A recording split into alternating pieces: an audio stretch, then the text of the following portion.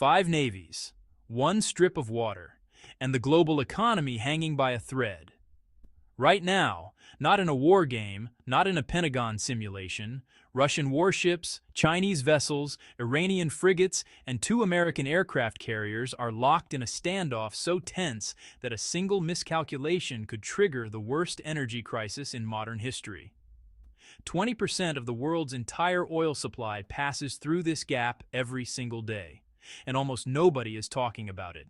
This is February 2026, and the world has no idea how close to the edge we actually are. Part 1. The most important strip of water on Earth. Find the Persian Gulf on a map.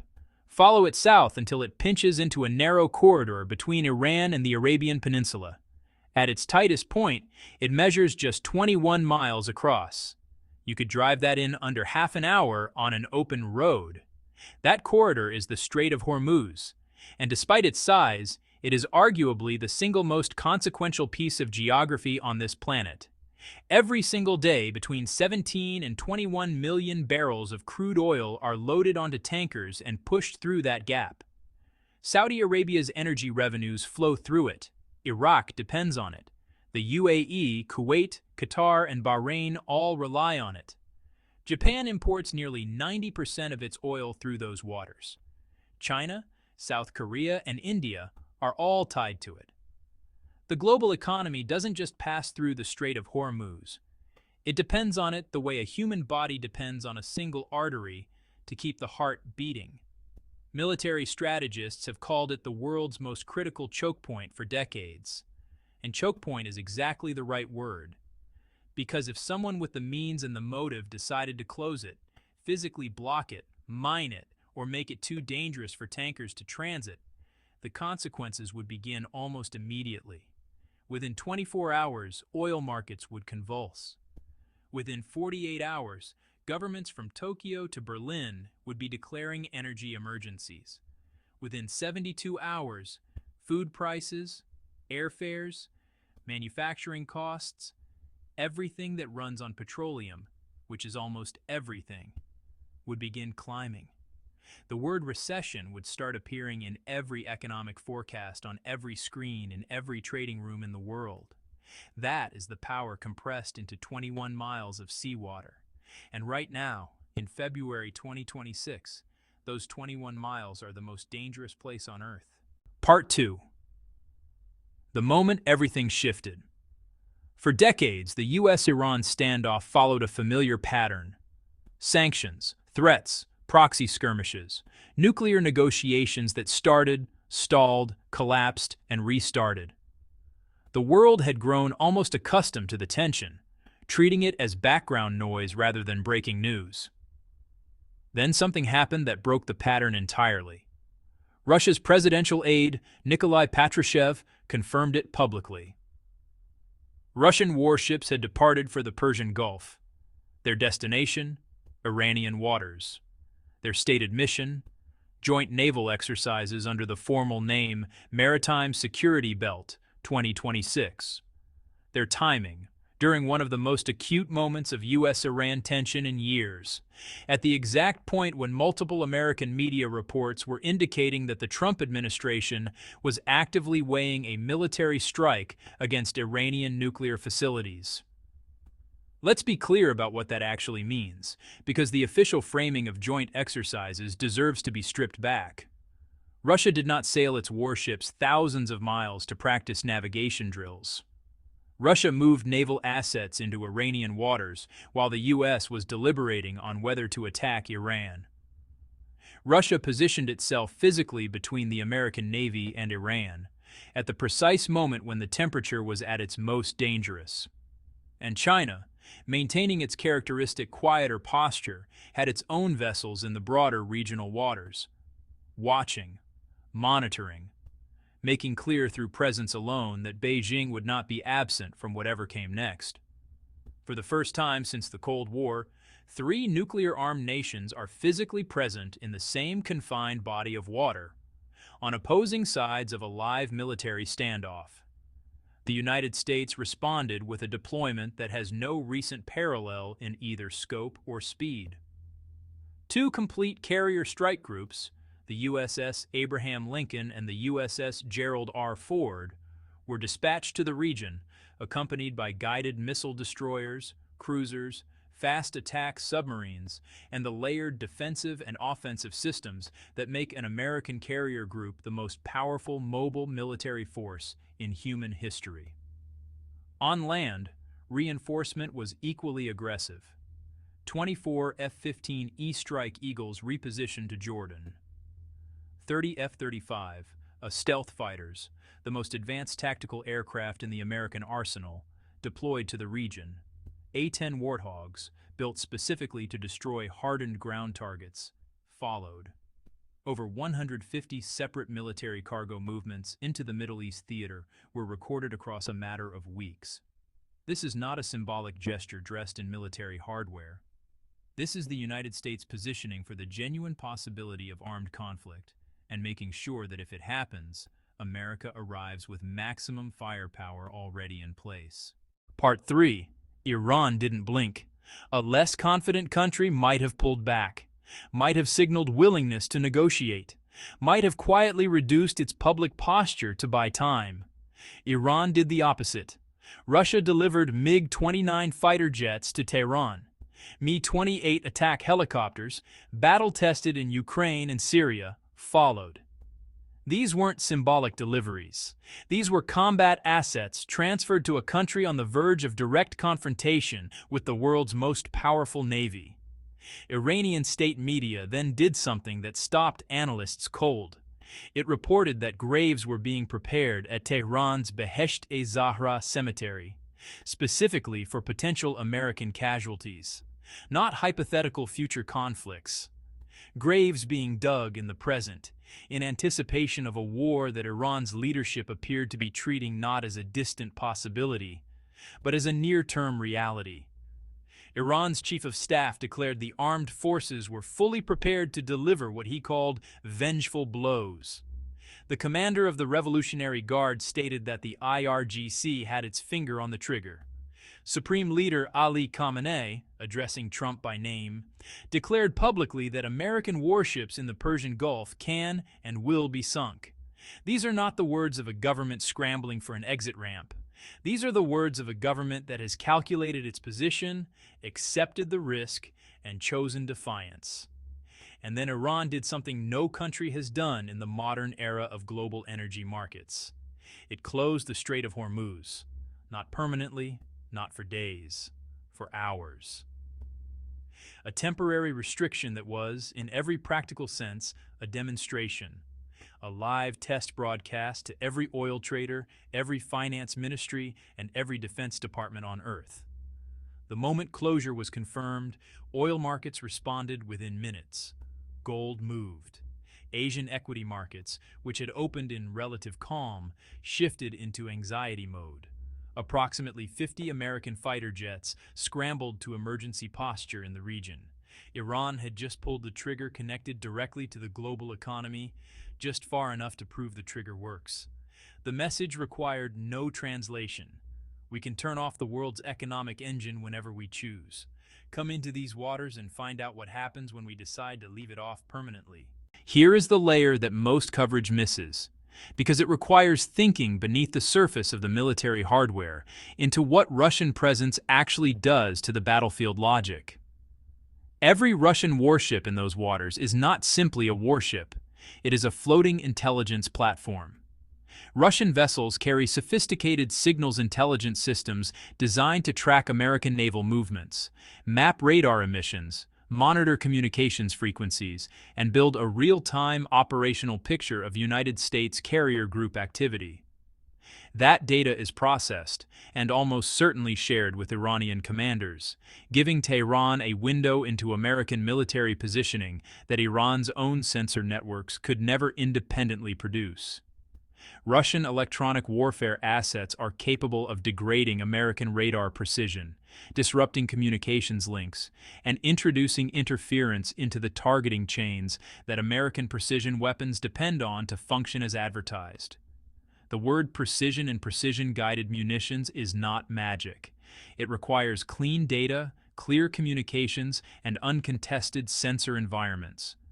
None of those can be guaranteed when Russian electronic warfare is operating in the same space. Beyond the technical dimension, the political calculus shifts fundamentally.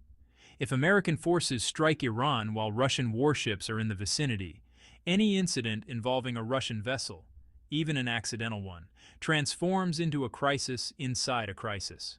A missile that lands too close to a Russian ship. A Russian sailor caught in a blast radius. Any such event would trigger political pressure in Moscow that no diplomatic backchannel could quickly absorb. Russia doesn't need to fire a single shot to constrain American options. It simply needs to be present.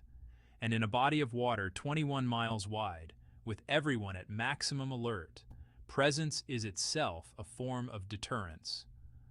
China's foreign minister, Wang Yi, made this explicit at the Munich Security Conference, warning that any armed conflict involving Iran would generate consequences across the entire region. That statement, delivered in one of the world's most prominent diplomatic settings, was Beijing's way of communicating that its interests are engaged and that Washington should calculate accordingly. The United States is not facing Iran alone.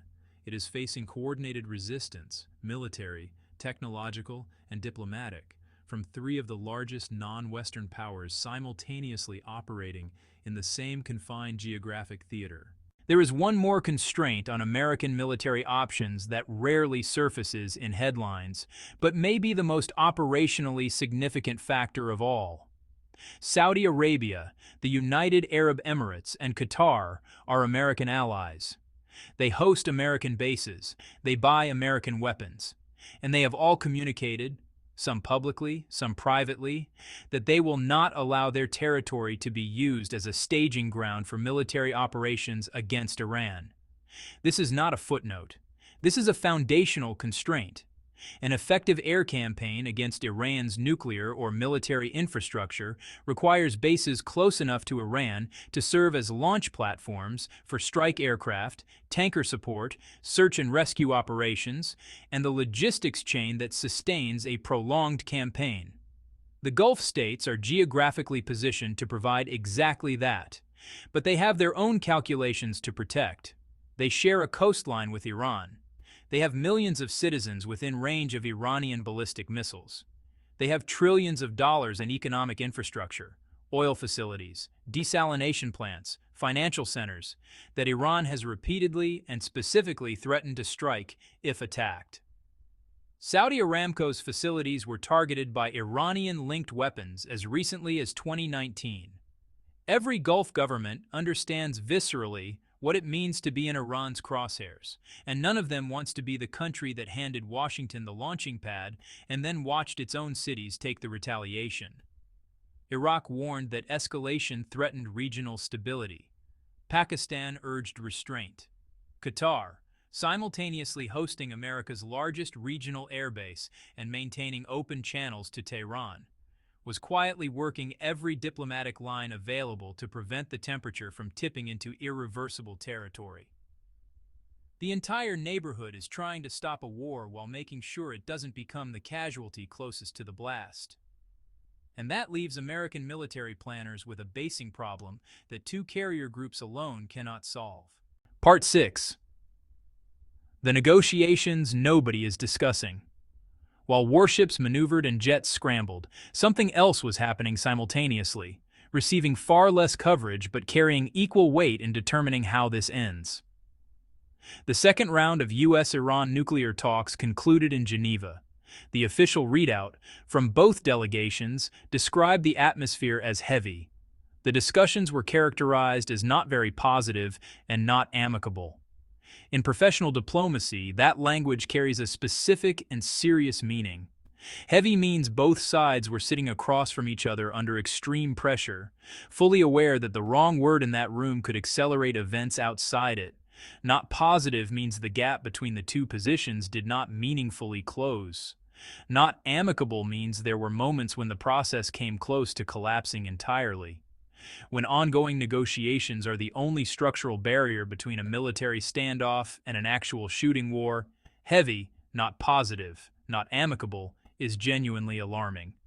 Iran's negotiating position has hardened in ways that leave narrow room for the kind of compromise that would actually satisfy Washington. Tehran has stated publicly that its missile program is non-negotiable, a matter of sovereign defense that no foreign ultimatum will remove from Iranian hands. Iran has also declared that uranium enrichment continues regardless of the diplomatic timeline, with inspectors describing enrichment levels as worryingly close to weapons grade. The United States, for its part, cannot sustain two carrier groups in the Persian Gulf indefinitely. The financial cost is enormous. The operational strain on personnel and equipment compounds over time. The deployment was designed to maximize pressure in minimum time, forcing Iranian concessions before the deployment becomes politically unsustainable domestically. But coercive diplomacy only works if the party being pressured believes the threat is credible and the cost of defiance is higher than the cost of concession. Iran's leadership, backed by Russian military presence and hardened by decades of surviving American pressure, appears to have made a different calculation. They appear to believe that defiance in this specific moment carries a lower risk than it did even 12 months ago.